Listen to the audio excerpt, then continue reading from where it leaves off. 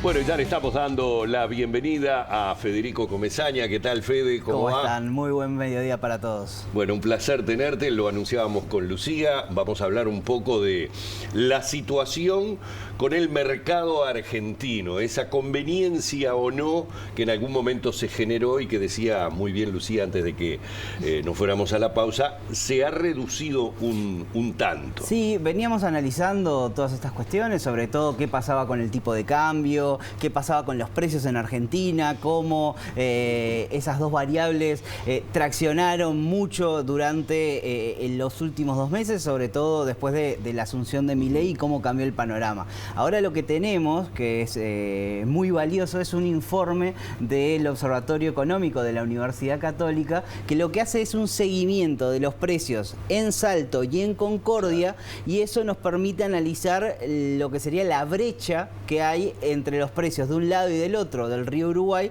y nos permitiría ver esa evolución. A una brecha mayor, a una distancia de precios mayor, se vuelve mucho más conveniente cruzar el charco. A una distancia menor ya se reducen los incentivos. Vamos a ver qué pasó en el último tiempo, sobre todo analizando en 2 periodos, en el largo plazo y en el muy corto plazo, en los últimos 2 meses. Si vemos la primera gráfica que preparamos para hoy, lo que muestra es desde 2015 a 2024 la brecha de precios. Podemos ver acá, de hecho, en estos periodos, el periodo 2015-2019, la brecha nunca fue mayor a un 40%. Es decir, sí, es relevante, cada 100 pesos que valía un producto en Uruguay, 100 pesos que valía en Concordia, 140 en Uruguay, es relevante. Ahora, luego de la pandemia, se disparó esa brecha y llegó a este 120%, 130% que vemos acá. Y esa brecha ha tendido a aumentar en los últimos tiempos, y sobre la segunda mitad del año pasado se llegó a una brecha de 180%. Esto es que un producto en Concordia valía casi que la tercera parte que un producto en Salto. Eso en las últimas 2 mediciones tendió a bajar. Pasamos de una brecha del 180% en septiembre a 157% en noviembre, a 97% ahora en enero. Con lo cual, la lectura de la canasta de consumo general de una familia es que sí, se ha encarecido, o por lo menos se ha reducido esa brecha de precios que hay entre Uruguay y Argentina en los últimos tiempos, pero que todavía queda mucho camino por recorrer. Si lo dividimos en los rubros de esa canasta, bueno, el que todavía está por encima de todos en brecha es comida fuera del hogar. Comer fuera del hogar tiene una distancia de 154% entre Uruguay y Salto.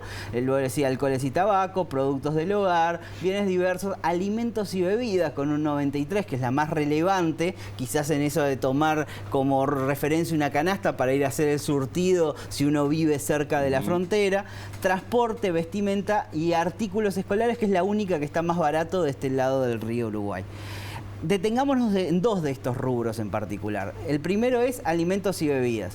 Si ven, el comportamiento se parece mucho a la primera gráfica, a la que veíamos en general, y la lectura es la misma. Ahora, esto es, decíamos, el incentivo de una familia a cruzar la frontera para hacer el surtido y luego volverse prácticamente en el día. Con lo cual, este incentivo sigue estando, pero se redujo significativamente. Ahora, veamos el otro rubro, que es comida fuera del hogar.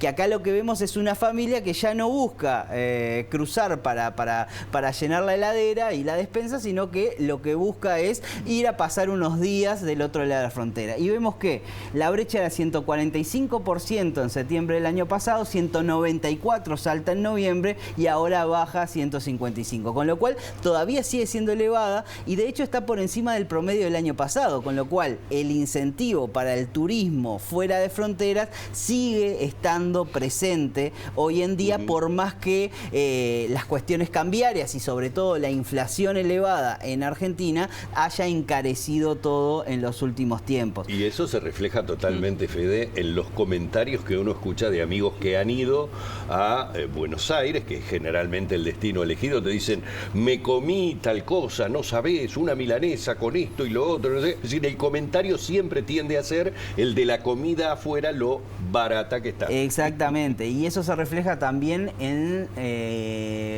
bienes y servicios que tienen un componente muy alto de mano de obra, donde ahí sí todavía hay una diferencia muy grande en precios cuando se lo toma el tipo de cambio paralelo.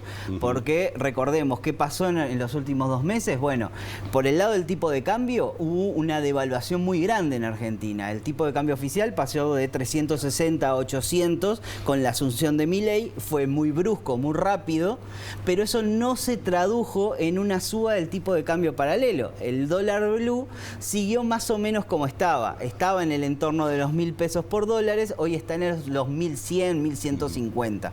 Con lo cual la suba no fue tan significativa. Y en ese mismo periodo, los precios que se rigen mucho por el tipo de cambio paralelo, porque determinan que una suba tan grande del tipo de cambio encarece sobre todo las importaciones de bienes y servicios, y eso hizo que la inflación en general trepara 25% en diciembre, y los analistas estiman que en enero fue de un 18%, todavía se está esperando el dato oficial. Con esta tendencia quizás se puede decir que puede seguir yendo hacia disminuir esa brecha misma. Sí, o no. Todavía es muy pronto, y además estamos hablando de variaciones tan bruscas de las variables relevantes, que es tipo de cambio y precios, que es muy difícil, porque si un mes el dólar sube mucho, pero al otro mes los precios suben también y se comen ese aumento del tipo de cambio, como es lo que está pasando, bueno, puede ahí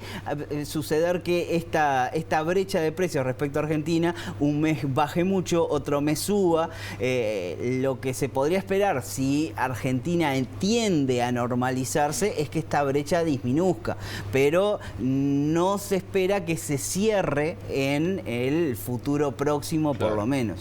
Es lo que uno lamentablemente está viendo, que es un proceso que va a ser largo, evidentemente, y hasta el propio presidente ya ha dado en diferentes declaraciones indicios de que sabe que la situación va a tener que ser de muchísima paciencia para los argentinos. Y hay que entender también que esto no es ni blanco ni negro, ¿no? No es que de un día para el otro o la situación sea fantástica o sea pésima para los comerciantes, sino que hay matices en el medio, y por lo tanto hoy tenemos una situación en la cual ya hay un repunte del comercio en la frontera debido a estos cambios. Va a demorar mucho en recomponerse, sobre todo en negocios que tuvieron que cerrar, y volver a invertir a veces cuesta mucho más que los negocios que pudieron sostenerse en este momento.